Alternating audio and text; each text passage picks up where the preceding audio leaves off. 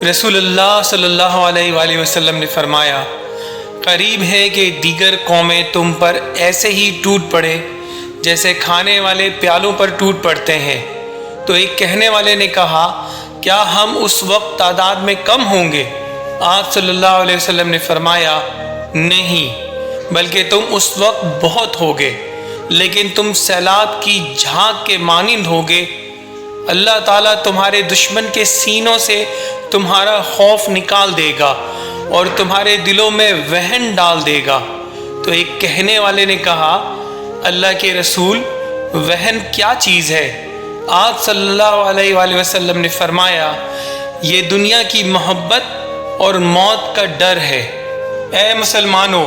تمہارے پاس کیا جواز ہے کہ اللہ کے راستے میں اور ان بے بس مردوں، عورتوں اور بچوں کی خاطر نہ لڑو جو یہ دعا کر رہے ہیں کہ اے ہمارے پروردگار، ہمیں اس بستی سے نکال لائیے جس کے باشندے ظلم توڑ رہے ہیں، اور ہمارے لیے اپنی طرف سے کوئی حامی پیدا کر دیجئے اور ہمارے لیے اپنی طرف سے کوئی مددگار کھڑا کر دیجئے۔ تم پر دشمنوں سے جنگ کرنا فرض کیا گیا ہے اور وہ تم پر گرا ہے، اور یہ عین ممکن ہے کہ تم ایک چیز کو برا سمجھو حالانکہ وہ تمہارے حق میں بہتر ہو، اور یہ بھی ممکن ہے کہ تم ایک چیز کو پسند کرو حالانکہ وہ تمہارے حق میں بری ہو، اور اصل حقیقت تو اللہ جانتا ہے اور تم نہیں جانتے۔ اور اللہ کے راستے میں جہاد کرو جیسا کہ جہاد کا حق ہے۔ اس نے تمہیں اپنے دین کے لیے منتخب کر لیا ہے اور تم پر دین کے معاملے میں کوئی تنگی نہیں رکھی۔ اپنے باپ ابراہیم کے دین کو مضبوطی سے تھام لو، اس نے پہلے بھی تمہارا نام مسلم رکھا تھا اور اس قرآن میں بھی،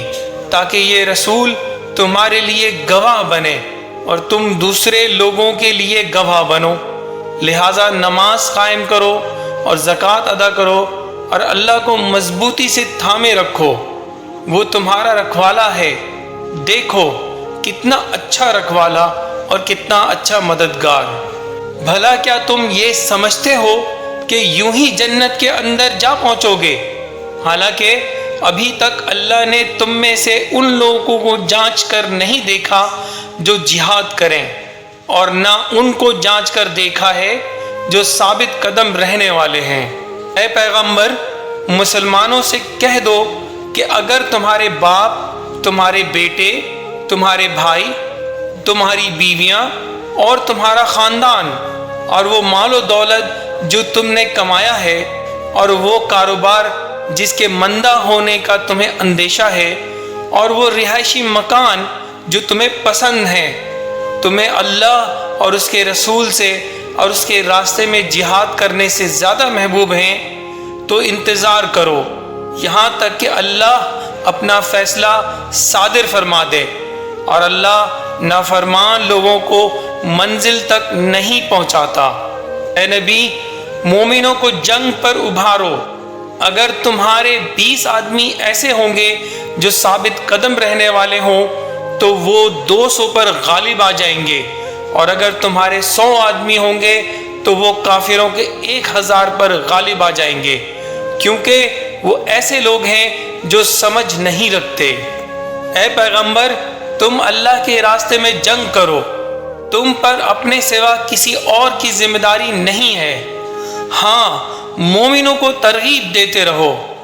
کچھ بعید نہیں کہ اللہ کافروں کی جنگ کا زور توڑ دے، اور اللہ کا زور سب سے زیادہ زبردست ہے اور اس کی سزا بڑی سخت۔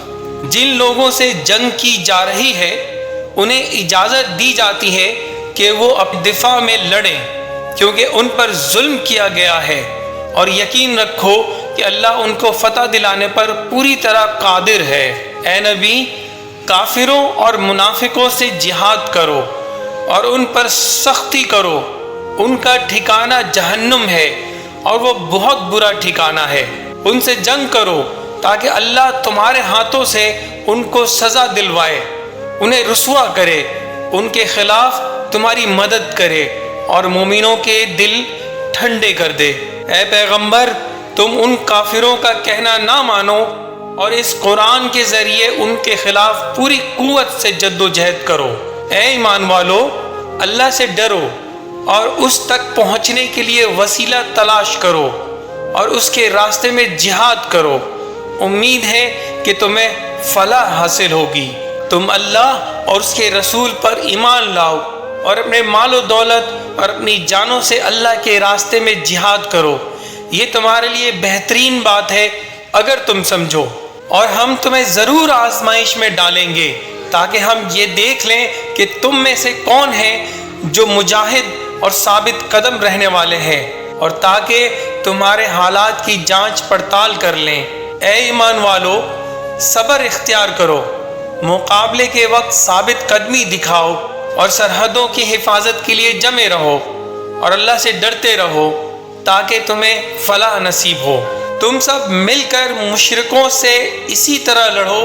جیسے وہ تم سے لڑتے ہیں، اور یقین رکھو کہ اللہ متقی لوگوں کے ساتھ ہے۔ اور جب ان لوگوں سے تمہارا مقابلہ ہو جنہوں نے کفر اختیار کر رکھا ہے تو گردنیں مارو، یہاں تک کہ جب تم ان کی طاقت کچل چکے ہو تم مضبوطی سے گرفتار کر لو، پھر چاہے احسان کر کے چھوڑ دو یا فدیہ لے کر، یہاں تک کہ جنگ اپنے ہتھیار پھینک کر ختم ہو جائے۔ تمہیں تو یہی حکم ہے، اور اللہ چاہتا تو خود ان سے انتقام لے لیتا، لیکن تمہیں یہ حکم اس لیے دیا ہے تاکہ تمہارا ایک دوسرے کے ذریعے امتحان لے۔ اور جو لوگ اللہ کے راستے میں قتل ہوئے، اللہ ان کے اعمال کو ہرگز اکارت نہیں کرے گا۔ اور اللہ کے راستے میں جنگ کرو اور یقین رکھو اللہ خوب سننے والا، خوب جاننے والا ہے۔ اور یہ کافر لوگ تم سے لڑتے تو یقیناً پیٹ پھیر کر بھاگ جاتے، پھر انہیں کوئی یار و مددگار بھی نہ ملتا۔ اور جو لوگ کافر تھے اللہ نے انہیں ان کے سارے غیظ و غضب کے ساتھ اس طرح پسپا کر دیا کہ وہ کوئی فائدہ حاصل نہ کر سکے، اور مومنوں کی طرف سے لڑائی کے لیے اللہ خود کافی ہو گیا، اور اللہ بڑی قوت کا، بڑے اقتدار کا مالک ہے۔ آپ صلی اللہ علیہ وآلہ وسلم نے فرمایا کہ جو شخص اللہ کی راہ میں جہاد کے لیے نکلا اللہ اس کا ضامن ہو گیا۔ اللہ تعالیٰ فرماتا ہے اس کو میری ذات پر یقین اور میرے پیغمبروں کی تصدیق نے اس سرفروشی کے لیے گھر سے نکالا ہے،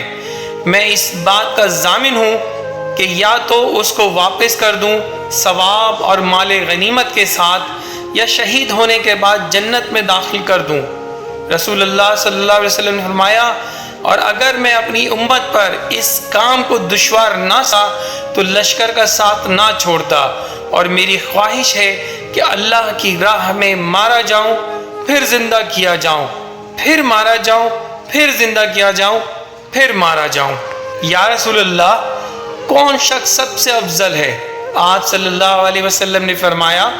وہ مومن جو اللہ کے راستے میں اپنی جان اور مال سے جہاد کرے۔ صحابہ رضی اللہ تعالیٰ عنہ نے پوچھا اس کے بعد کون؟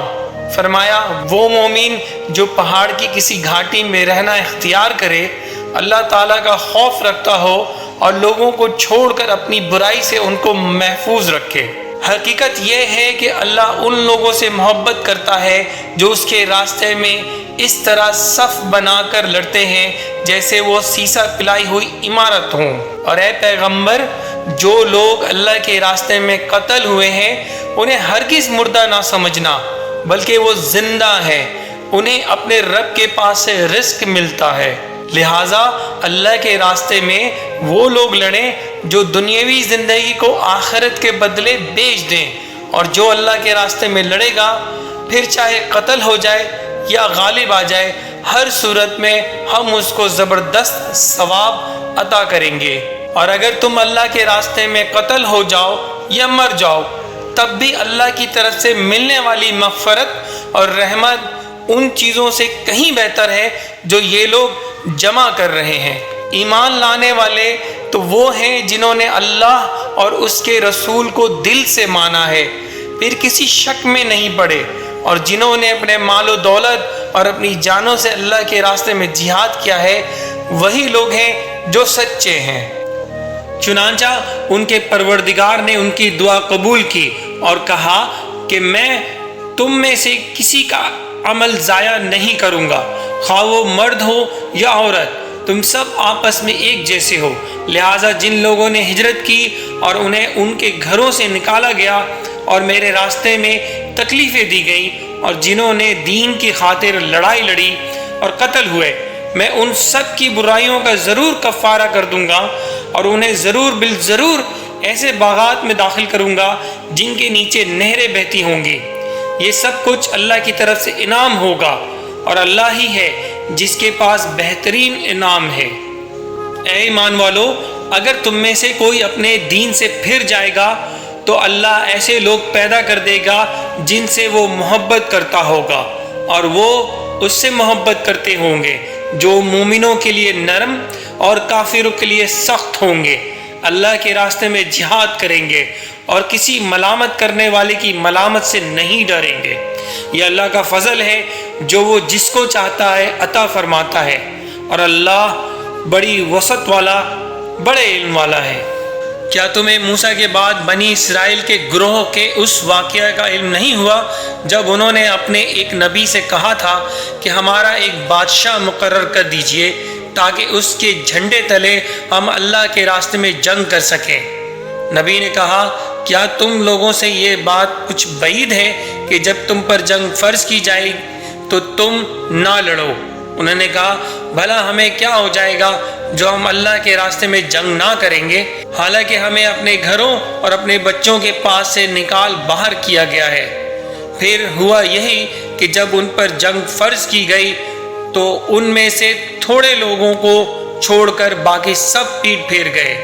اور اللہ ظالموں کو خوب جانتا ہے۔ کیا تم نے ان لوگوں کو نہیں دیکھا جن سے مکی زندگی میں کہا جاتا تھا کہ اپنے ہاتھ روک کر رکھو اور نماز قائم کیے جاؤ اور زکوٰۃ دیتے رہو؟ پھر جب ان پر جنگ فرض کی گئی تو ان میں سے ایک جماعت دشمن لوگوں سے ایسے ڈرنے لگی جیسے اللہ سے ڈرا جاتا ہے، یا اس سے بھی زیادہ ڈرنے لگی، اور ایسے لوگ کہنے لگے کہ اے ہمارے پروردگار، آپ نے ہم پر جنگ کیوں فرض کر دی؟ تھوڑی مدت تک ہمیں مہلت کیوں نہیں دی؟ کہہ دو کہ دنیا کا فائدہ تو تھوڑا سا ہے، اور جو شخص تقوی اختیار کرے اس کے لیے آخرت کہیں زیادہ بہتر ہے، اور تم پر ایک تاگے کے برابر بھی ظلم نہیں ہوگا۔ اے ایمان والو، ان لوگوں کی طرح نہ ہو جانا جنہوں نے کفر اختیار کر لیا ہے، اور جب ان کے بھائی کسی سرزمین میں سفر کرتے ہیں یا جنگ میں شامل ہوتے ہیں تو ان کے بارے میں کہتے ہیں کہ اگر وہ ہمارے پاس ہوتے تو نہ مرتے نہ مارے جاتے۔ ان کی اس بات کا نتیجہ تو صرف یہ ہے کہ اللہ ایسی باتوں کو ان کے دلوں میں حسرت کا سبب بنا دیتا ہے، ورنہ زندگی اور موت تو اللہ دیتا ہے، اور جو عمل بھی تم کرتے ہو اللہ اسے دیکھ رہا ہے۔ اور منافقین کو بھی دیکھ لے، اور ان منافقوں سے کہا گیا تھا کہ آؤ اللہ کے راستے میں جنگ کرو یا دفاع کرو، تو انہوں نے کہا تھا کہ اگر ہم دیکھتے کہ جنگ کی طرح جنگ ہوگی تو ہم ضرور آپ کے پیچھے جاتے۔ اس دن جب وہ یہ بات کہہ رہے تھے وہ ایمان کے بنسبت کفر سے زیادہ قریب تھے۔ وہ اپنے منہ سے جو بات کہتے ہیں جو ان کے دلوں میں نہیں ہوتی، اور جو کچھ یہ چھپاتے ہیں اللہ اسے خوب جانتا ہے۔ اگر ان کا ارادہ نکلنے کا ہوتا تو اس کے لیے انہوں نے کچھ نہ کچھ تیاری کی ہوتی، لیکن اللہ نے ان کا اٹھنا پسند ہی نہیں کیا، اس لیے انہیں سست پڑا رہنے دیا، اور کہہ دیا گیا جو اپاہج ہونے کی وجہ سے بیٹھے ہیں ان کے ساتھ تم بھی بیٹھے رہو۔ جن لوگوں کو غزوہ تبوک سے دیا گیا تھا وہ رسول اللہ صلی اللہ علیہ وسلم کے جانے کے بعد اپنے گھروں میں بیٹھے رہنے سے بڑے خوش ہوئے، اور ان کو یہ بات ناگوار تھی کہ وہ اللہ کے راستے میں اپنی مال و جان سے جہاد کریں، اور انہوں نے کہا تھا کہ اس گرمی میں نہ نکلو، کہو جہنم کی آگ گرمی میں کہیں زیادہ سخت ہے، کاش ان کو سمجھ ہوتی۔ اور جب کوئی سورت یہ حکم لے کر نازل ہوتی ہے کہ اللہ پر ایمان لاؤ اور اس کے رسول کی رفاقت میں جہاد کرو، تو ان منافقوں میں سے وہ لوگ جو صاحب استطاعت ہیں تم سے اجازت مانگتے ہیں اور کہتے ہیں کہ ہمیں بھی ان لوگوں میں شامل ہونے دیجئے جو گھر میں بیٹھے رہیں گے۔ جن مسلمانوں کو کوئی معذوری لاحق نہ ہو اور وہ جہاد میں جانے کے بجائے گھر میں بیٹھ رہے ہیں، وہ اللہ کے راستے میں اپنی مال و جان سے جہاد کرنے والوں کے برابر نہیں ہے۔ جو لوگ اپنے مال و جان سے جہاد کرتے ہیں ان کو اللہ نے بیٹھ رہنے والوں پر درجے میں فضیلت دی ہے، اور اللہ نے سب سے اچھائی کا وعدہ کر رکھا ہے، اور اللہ نے مجاہدین کو بیٹھ رہنے والوں پر فضیلت دے کر بڑا ثواب بخشا ہے۔ کیا تم لوگوں نے حاجیوں کو پانی پلانے اور مسجد حرام کے آباد رکھنے کو اس شخص کے اعمال کے برابر سمجھ رکھا ہے جو اللہ اور یوم آخرت پر ایمان لایا ہے اور جس نے اللہ کے راستے میں جہاد کیا ہے؟ اللہ کے نزدیک یہ سب برابر نہیں ہو سکتے، اور اللہ ظالم لوگوں کو منزل مقصود تک نہیں پہنچاتا۔ اے ایمان والو، اگر تم میرے راستے میں جہاد کرنے کی خاطر اور میری خوشنودی حاصل کرنے کے لیے گھروں سے نکلتے ہو تو میرے دشمنوں اور اپنے دشمنوں کو ایسا دوست مت بناؤ کہ ان کو محبت کے پیغام بھیجنے لگو، حالانکہ تمہارے پاس جو حق آیا ہے انہوں نے ان کو اتنا جھٹلایا ہے کہ وہ رسول کو بھی اور تمہیں بھی صرف اس وجہ سے مکے سے باہر نکالتے رہے ہیں کہ تم اپنے پروردگار اللہ پر ایمان لائے ہو، تو ان سے خفیہ طور پر دوستی کی بات کرتے ہو، حالانکہ جو کچھ تم خفیہ طور پر کرتے ہو اور جو کچھ اعلانیہ کرتے ہو میں ان سب کو پوری طرح جانتا ہوں، اور تم میں سے کوئی بھی ایسا کرے وہ راہ راست سے بھٹک گیا۔ اور یہود و نصارہ تم سے اس وقت تک ہرگز راضی نہیں ہوں گے جب تک تم ان کے مذہب کی پیروی نہیں کرو گے۔ کہہ دو کہ حقیقی ہدایت تو اللہ ہی کی ہدایت ہے، اور تمہارے پاس وحی کے ذریعے جو علم آ گیا ہے، اگر کہیں تم نے اس کے بعد بھی ان لوگوں کی خواہشات کی پیروی کر لی تو تمہیں اللہ سے بچانے کے لیے کوئی حمایتی ملے گا نہ کوئی مددگار۔ یقیناً آپ ایمان والوں کا سب سے زیادہ دشمن یہودیوں اور مشرکوں کو پائیں گے۔ اے ایمان والو، مسلمانوں کو چھوڑ کر کافروں کو دوست مت بناؤ۔ کیا تم یہ چاہتے ہو کہ اللہ کے پاس اپنے خلاف یعنی اپنے مستحق عذاب ہونے کی ایک کھلی کھلی وجہ پیدا کر دو؟ اور مسلمانوں، ان ظالم لوگوں کی طرف ذرا بھی نہ جھکنا، کہیں دوزخ کی آنکھ تمہیں بھی آ پکڑے اور تمہیں اللہ کو چھوڑ کر کسی قسم کے دوست میسر نہ آئے، پھر تمہاری کوئی مدد بھی نہ کرے۔ اے پیغمبر، ان سے کہو کہ اے لوگو جو یہودی بن گئے ہو، اگر تمہارا دعویٰ یہ ہے کہ سارے لوگوں کو چھوڑ کر تم ہی اللہ کے دوست ہو تو موت کی تمنا کرو اگر تم سچے ہو۔